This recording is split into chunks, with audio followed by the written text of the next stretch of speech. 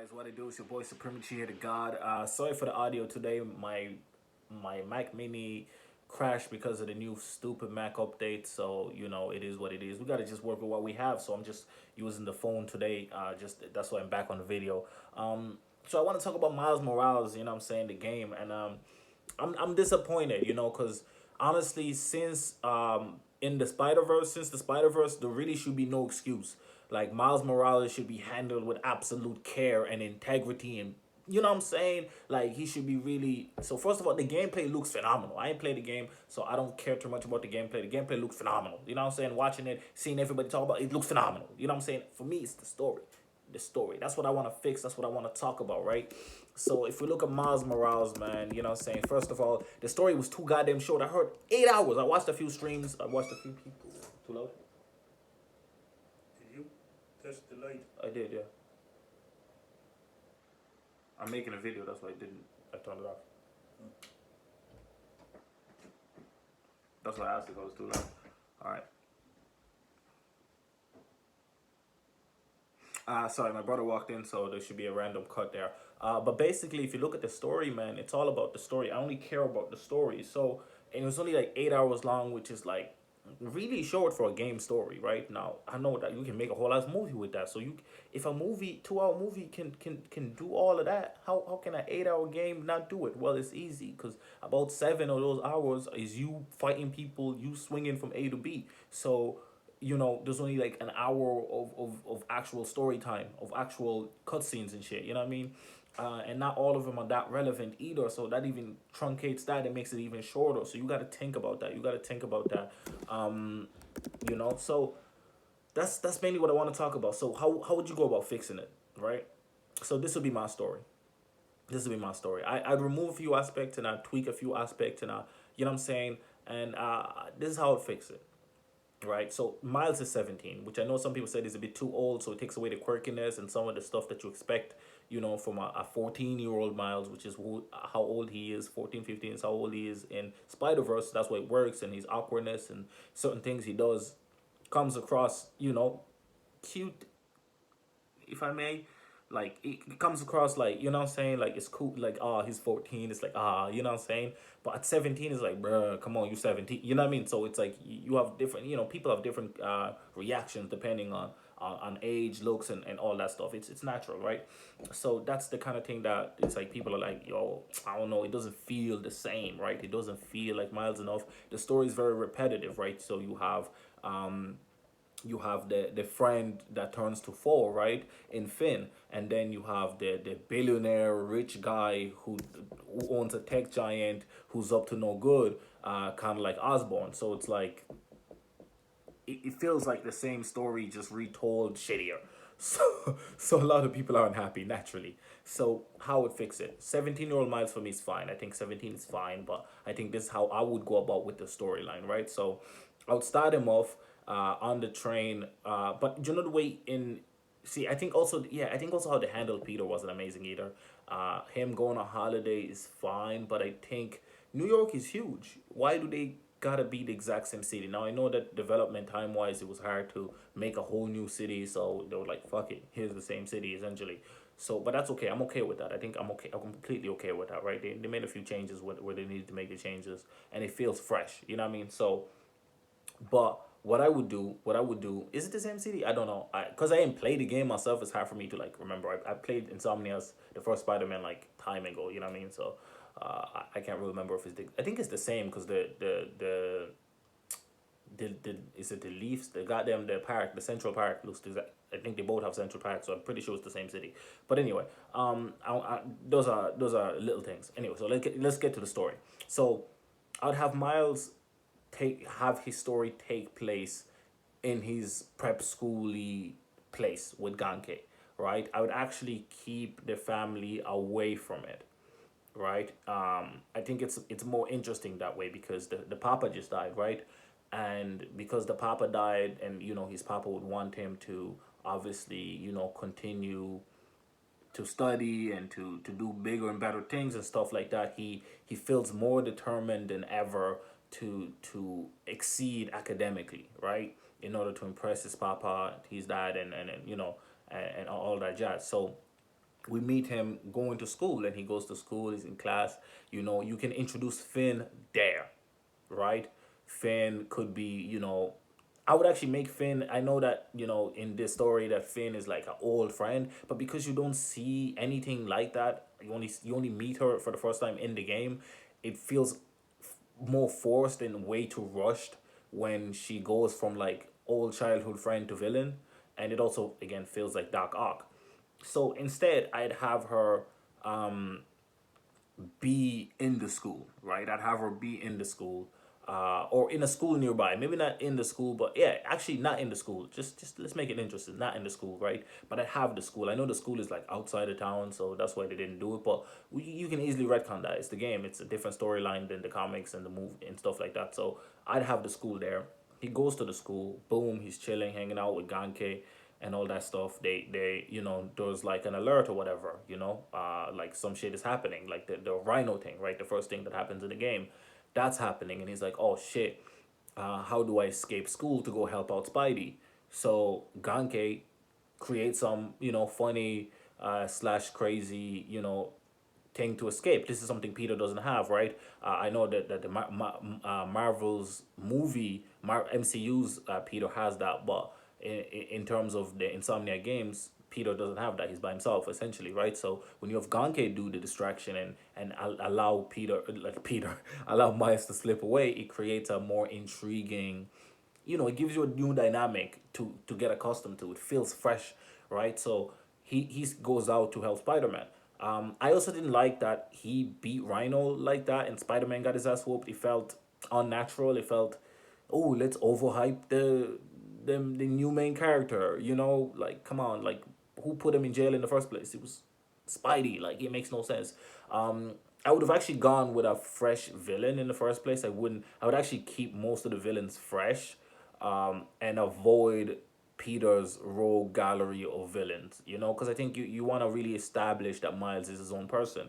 That's also why we would have made a different part of New York the focus point. I wouldn't have him. I know that in the first game he's living there, but I would just say they moved because his father died and move him to a different like area of the city that's not in the game completely. Like across that bridge that you can't travel through. That would have been a great way to do it. It would also explain, in the future when they make other Spider-Man games, why maybe Miles can't make it to Peter, or Peter can make it to Miles, and you wouldn't necessarily need Peter to go on holiday like he does in the game. But we're gonna keep those intact because that's what we're working within the confines of the mechanics that we have. So boom, there you have it. You have Miles, and he goes out to fight Rhino with Peter, and they go through the whole Christmas hurrah. The Jonah Jameson, hilarious, beautiful, boom boom boom. Peter though, we're gonna have it that Peter is really like really badly sick and in need of a break because he's emotionally drained, and he's been having a crazy time in general, right? So even when you meet him, he kind of seems off. He's like, yeah, he's just like barely, he's just doing it, he's just getting by, and you're like, man, you might need a break, man. And he's like, bro, tell me about it. And you go fight, and instead of you defeating Rhino alone, I'd have Peter definitely struggle and not be able to handle it alone because of his condition, and then I'd have Miles finish off all the side dudes and then help Peter.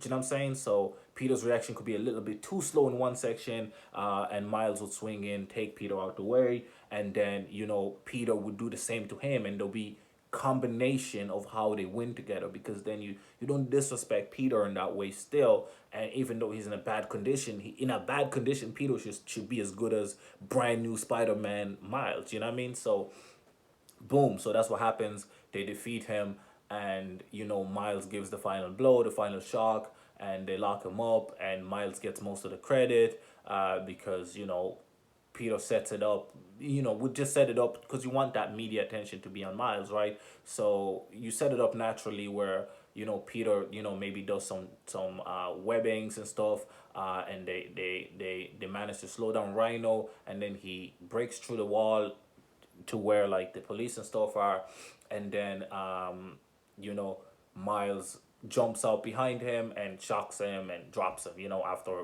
you know, them fighting him for so long. And boom, so it'd be up to Miles then to do all the shock stuff, and Peter would be kind of just like doing webbings and like trying to slow down Rhino for you, and you can create some interesting gameplay there as well that makes it, you know, less dodge, dodge, dodge, dodge. Okay, you have your power up, hit. You know what I mean? So, you know, you and Peter can work together and do some cool things. Boom, that goes through. I'm gonna kind of fast track it because I realize it's like almost 10 minutes into the video now, and I haven't really gotten beyond the first fucking arc of the game. Just trying to explain how this is gonna happen. So they feed him, blah blah blah. Peter says, "Look, me and Mary Jane gotta go do this photo thing." And you know, I really I think like I actually need a break, and I have faith in you to be able to handle this because Peter has been training him for a little bit low key, and then he also leaves him the training stuff right on top of that, so you still get all that cool gang gang gang. Then with Finn, you know, you see Finn, maybe you see like you see you. So I'm gonna skip kind of all the other shit that's happening, and I'm gonna kind of explain Finn's gang, and then the billionaire guy, right? So you still have the newscast about the billionaire guy, and instead of having him just be a bad evil guy, you know, whatever, I'd actually have him be a genuine guy that's kind of more willing to bend the rules to do negative shit. You know what I'm saying? He's more willing to cross that line to get human. You know, to I know it kind of feels like this that the second main villain, the last one who was like a genuinely good guy, worked with Aunt May, became bad because you know he had no choice. But this billionaire, I wouldn't actually have him be bad. He'd be kind of a Lex Luthor where he's like he's tittering, but in his mind, all his actions are justified. But he's not just gonna like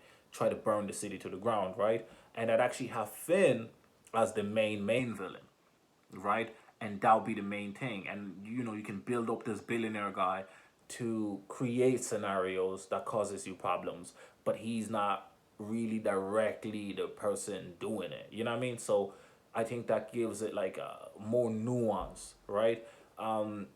So boom, you have Finn. You meet Finn up a couple times, right?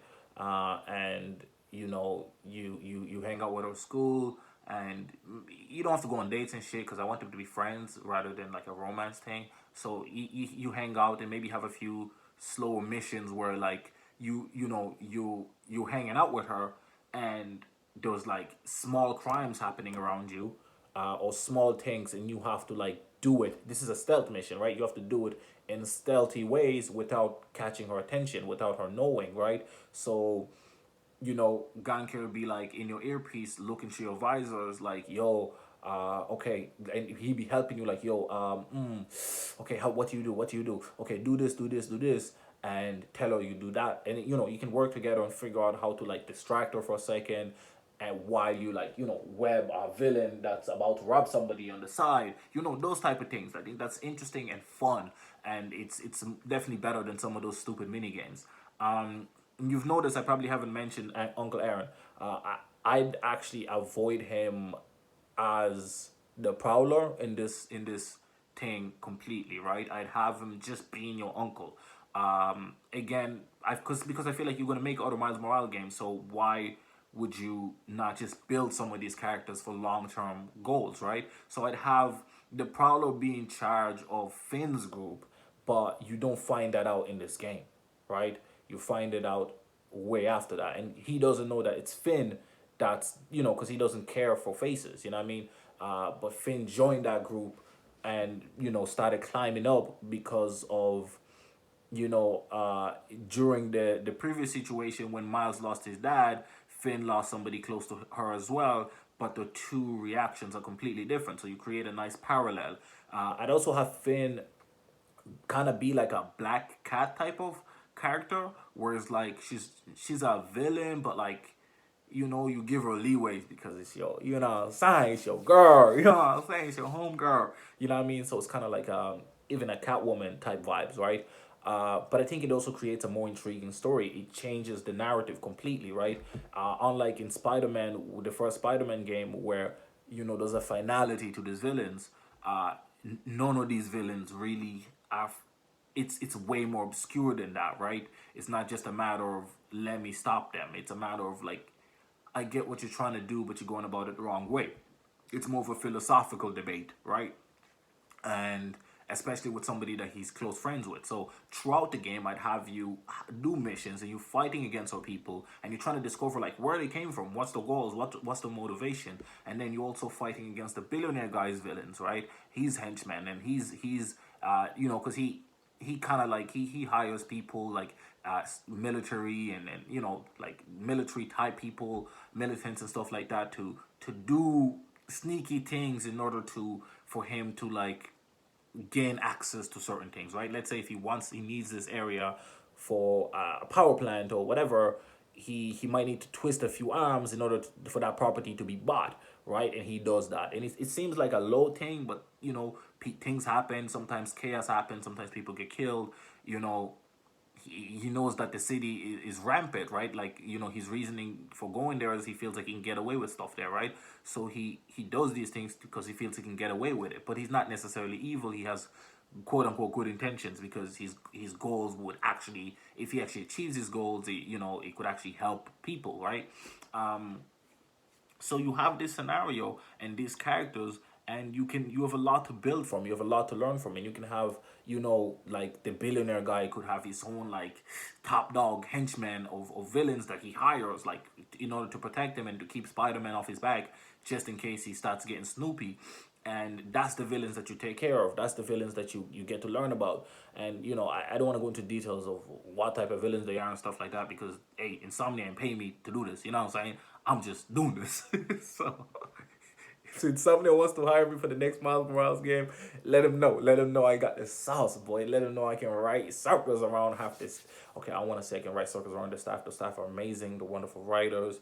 They're phenomenal. But I feel like due to the time constraints, they were forced to turn over a story that's kind of not fully fleshed out. So I could help in those moments. I can flesh out a story even if it's short. I have that sauce within me. But yeah, that's kind of like just a small little idiota, a small indicator of what I think the story could have and should have been. Because if you create that relationship and that bond between them, it helps. It helps have them hang out with Ganke, have a Gank. I know it's Gank. I keep saying Ganke. Well, Gank. What a shitty name. Hang out and do things outside and have those cutscenes, kind of like Mary Jane in the previous game. I hated Mary Jane in the previous game, but and thank God that there's no missions where you have to be Ganko, have to be regular ass people, because that shit was annoying as shit. But yeah, so if you have these characters and you flesh them out, you have a great game. But it's been your boy Supreme Cheated God. Let me know what you guys think of just my bare bones synopsis of it. You still have Uncle Aaron doing stuff, but it'd be like Uncle Aaron would be more like trying to protect you in his own way. Maybe I wouldn't even have Uncle Aaron know that it's you, to be honest. I think it's a bit, but it's okay for him to know, to be honest. So have him know, and and then maybe have it that Finn, when he confronts Finn, it's a bigger deal. It's a bigger moment because you've known Finn, the whole game, and she actually, maybe she discovers you before you discover her, and maybe in the end scenes, it's when you fight and you finally defeat her, and and you discover it's her, you're not really that surprised. Like, you also had a hunch type shit, and you both kind of had a hunch, and you both smart enough to probably realize it. Like, she realized, like, during those missions, see, big brain, during those missions where you were, like, fighting crime low-key beside her, say you had to go to the bathroom and stop the villain and stop the robbery and did this, she caught little peaks, and so she knew early. And so she, when she's in a position where she can hurt you, she decides not to do it. Instead of sacrificing herself and die, she just says, Miles, I don't want to, I'm doing this, but I don't want to hurt somebody else that I care about. You know what I mean? Like, I already lost somebody, I don't want to lose you. So can you just leave us alone type shit? You know what I mean? and you don't let it happen. You don't let it happen, and you push her, and you put you in a position where she ends up dying in order to prevent you from dying. So instead of her just being the hero type shit, it's kind of like your fault, because then that's something you can carry to the next game, and how to be a hero. And you have this fight of like how do I deal with criminals. It could be a whole dilemma for the next game. That's what I'm saying. But those are just some rough ideas, just off the cuff, just there. I just came up with it. I ain't had a second to think. I just did it. You know what I mean? So let me know. It's been your boy Supreme Cheetah God. If you fuck with the videos, leave a like, leave a comment, and subscribe. We gotta get back to 600. I'm out.